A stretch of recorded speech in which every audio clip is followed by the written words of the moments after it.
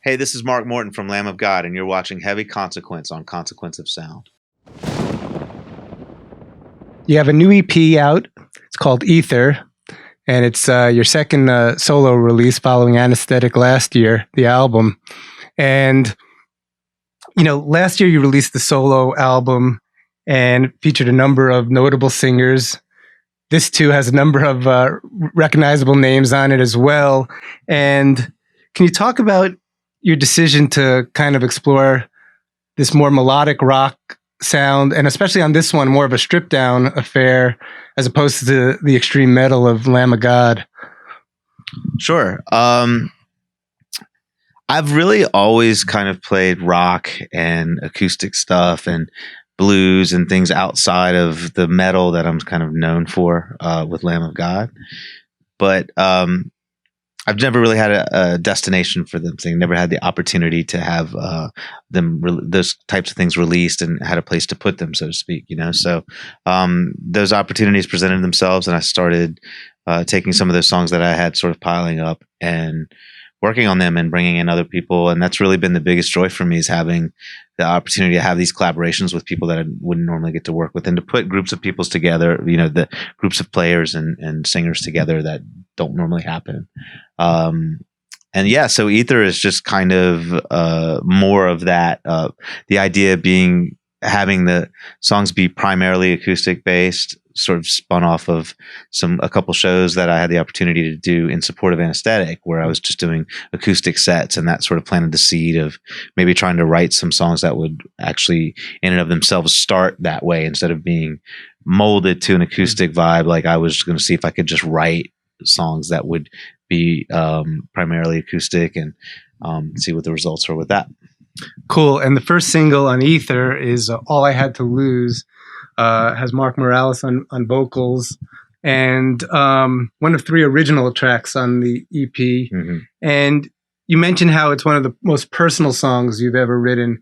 Can you talk about first the song itself, and then maybe get a little into what makes it so personal? Yeah, sure. All I Had to Lose, is the first single. It's the first song on the EP. I wrote the music first. I wrote the music and the lyrics for that song. I wrote the music first.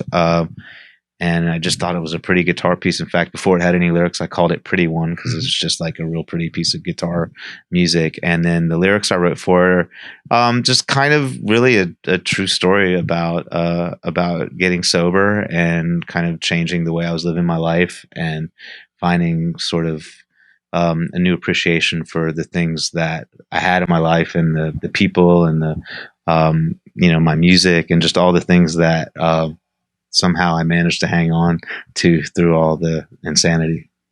Great. And one of the covers is a cover of Black Crowes, She Talks to Angels, with Lzzy Hale, one of the best singers in rock music right now, in my opinion. She's so great. Incredible powerhouse voice. And she proves that again on this song as well. Yeah. She hit some really big notes there. Yeah. And I just wanted to know, how that cover came together, and, what kind of inspired you to reach out to Lzzy and working with her on the song. Yeah. So the cover, the idea for, I've just always been a Black Crowes fan since the first time I heard Jealous Again, back when I think I was still in high school. All their career, I've been a fan of their work. I think they're one of the great rock bands of our time. Steve Gorman, their drummer, played drums on 2 songs on Anesthetic. Mark Ford, their longtime lead guitar player, was the only guest guitar player I had on Anesthetic. He's really one of my favorite players. So, loud and proud Black Crowes fan, and this was an acoustic-based release, and that song is, it's an acoustic guitar song. So I started thinking about covering it, but I didn't want to I wanted to do something different with it. And as I thought maybe having a woman sing it would sort of change the energy, change the power behind the vocal, that sort of the perspective of the protagonist. And, like you said, Lzzy is just one of the greatest doing it right now. So I reached out and told her what I wanted to do, and she was down to do it pretty much right away. She was on tour when I reached out to her. She was like on a world tour. Like, really, they went from like Europe to Australia to Japan.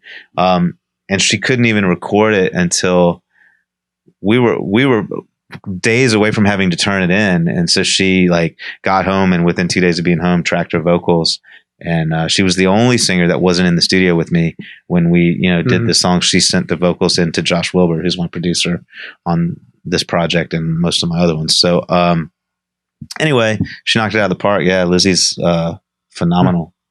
Cool. Phenomenal talent. Another cover, Pearl Jam's Black. Yeah. Can you talk about also Mark Morales on vocals? Mm-hmm. Can you talk about, first off, I'm assuming you're a big Pearl Jam fan, and the decision to cover that song in particular from their vast catalog. Yeah. I am a Pearl Jam fan. I think in even more than I'm a Pearl Jam fan, I think that song is one of the great songs from that era of music, that like early and mid 90s era of grunge, alternative, whatever we choose to call it, is really like important time for me in rock music. And I think that song Black is really one of the standout songs from that era. And I had heard Mark sing that before. Mark performs himself playing acoustic and singing cover songs. So I had heard him do Black. So I knew how well he sung it.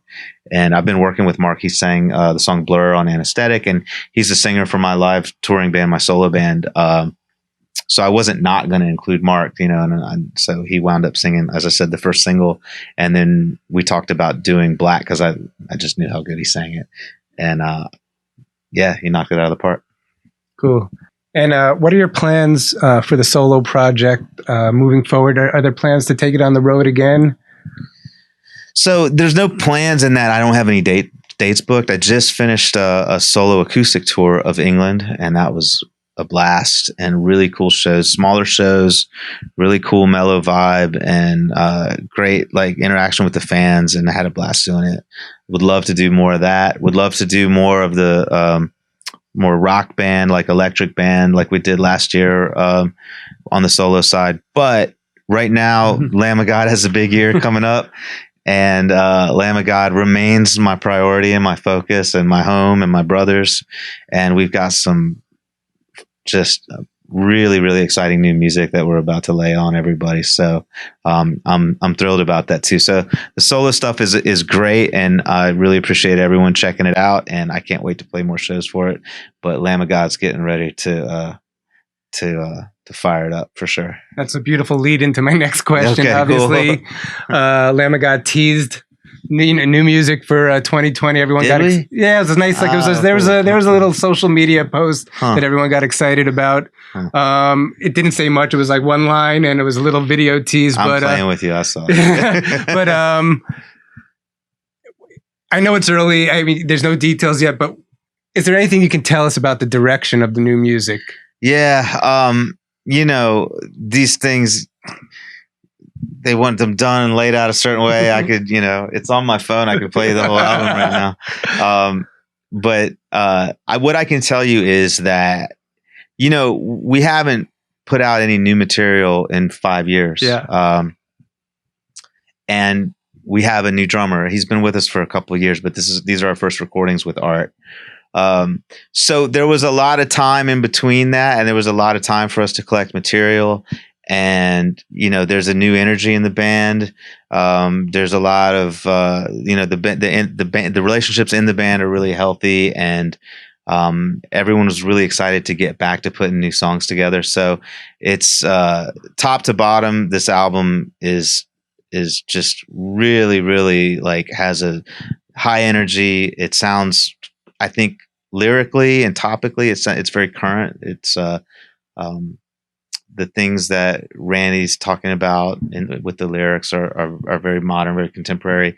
The sound of the album, the songs, structures are just very excited. There's just a different kind of energy. I think it fits well into the discography, the body of work that Lamb of God has established, but it's definitely fresh and energized, and it's Lamb of God 2020 for sure.